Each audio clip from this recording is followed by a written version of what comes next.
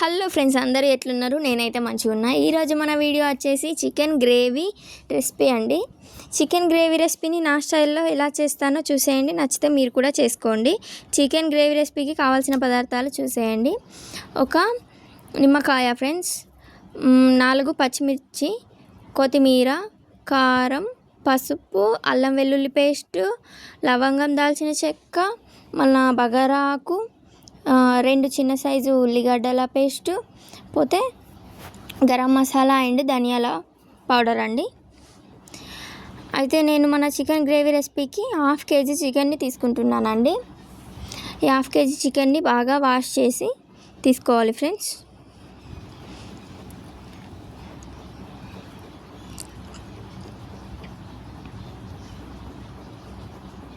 ఇలా వాష్ చేసి పెట్టుకున్న చికెన్లోనే నేనైతే పసుపు వేసుకుంటున్నాను.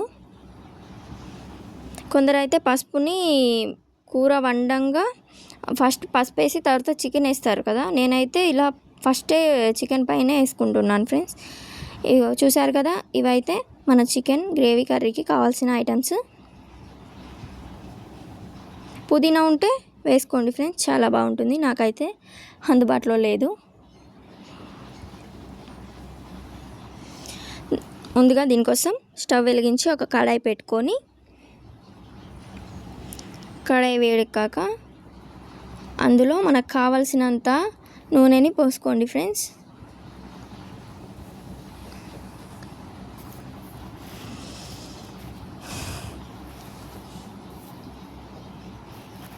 ఆయిల్ అనేది వేడెక్కాలి ఫ్రెండ్స్.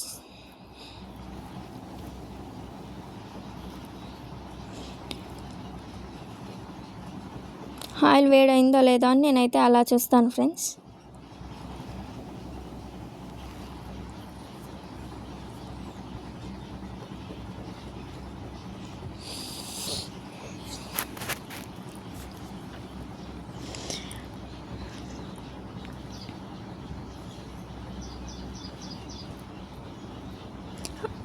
ఆయిల్ అయితే వేడైంది ఫ్రెండ్స్.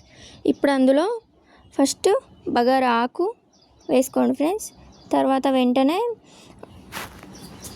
దాల్చిన చెక్క, లవంగం, యాలకు కూడా వేసుకోండి ఫ్రెండ్స్. మంచి టేస్ట్ వస్తుంది వీటి వల్ల చికెన్ గ్రేవీకి. ఇవి మంచిగా కొంచెం వేగాక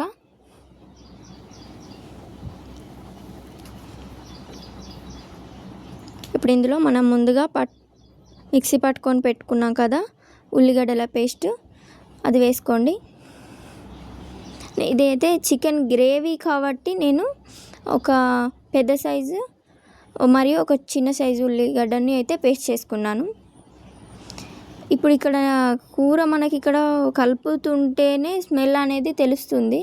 ఆ స్మెల్ తోటి మనం కూరని టేస్ట్ చేయకముందే కూర ఎలా ఉంటుందో తెలుసుకోవచ్చు ఫ్రెండ్స్. చాలా వాసన మస్తు ఉంటుంది ఫ్రెండ్స్, వాసననే చాలా సూపర్గా ఉంటుంది. ఇప్పుడు ఇందులో 4 పచ్చిమిర్చిని వేసుకోండి.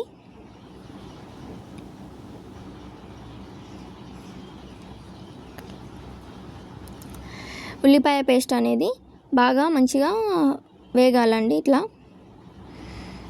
మంచిగా వేగించుకోవాలి.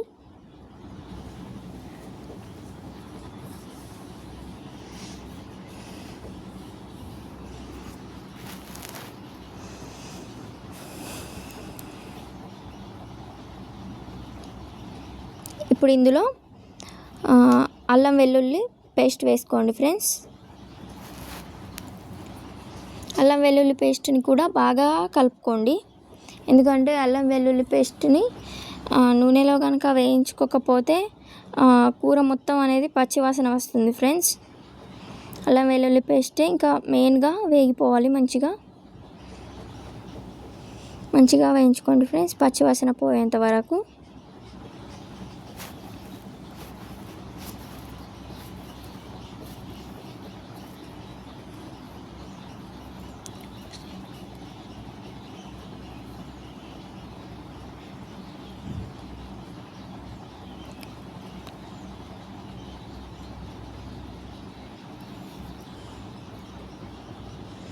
చూసారు కదా, ఇట్లా కలుపుకోండి.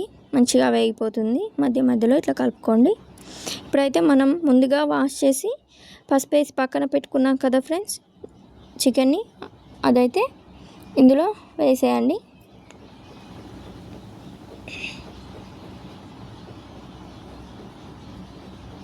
బాగా కలుపుకోవాలి ఫ్రెండ్స్.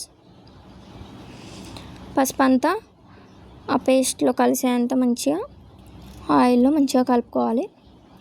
చూసారుగా, ఇట్లా కలుపుకోండి ఫ్రెండ్స్. ఇప్పుడు కడాయి పైన ఒక ప్లేట్ పెట్టి అందులో వాటర్ పోసుకోండి.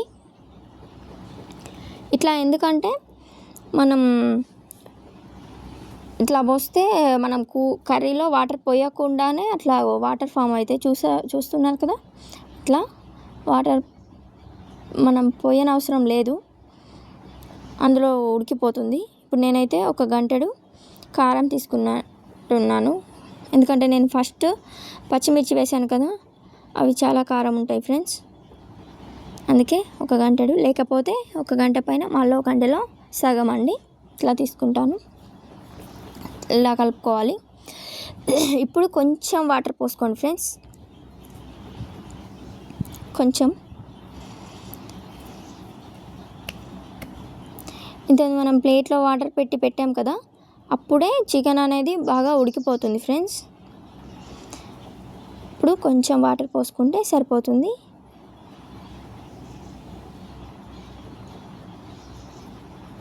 ఇప్పుడు ఇందులో కొత్తిమీర వేసుకోండి ఫ్రెండ్స్. ఇందులోనే మళ్ళీ ధనియాల పౌడర్ను గరం మసాలా వేసుకోండి ఫ్రెండ్స్.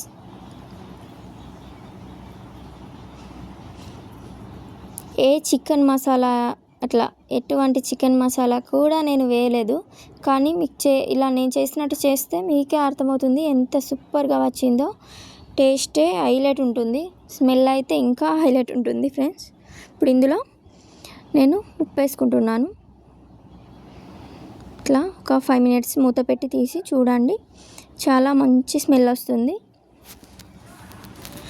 ఓకే ఫ్రెండ్స్, ఇవాళ ఈ వీడియో కనుక మీకు నచ్చినట్లయితే లైక్ చేయండి, షేర్ చేయండి, కామెంట్ చేయండి, సబ్స్క్రైబ్ మాత్రం తప్పకుండా చేసుకోండి ఫ్రెండ్స్.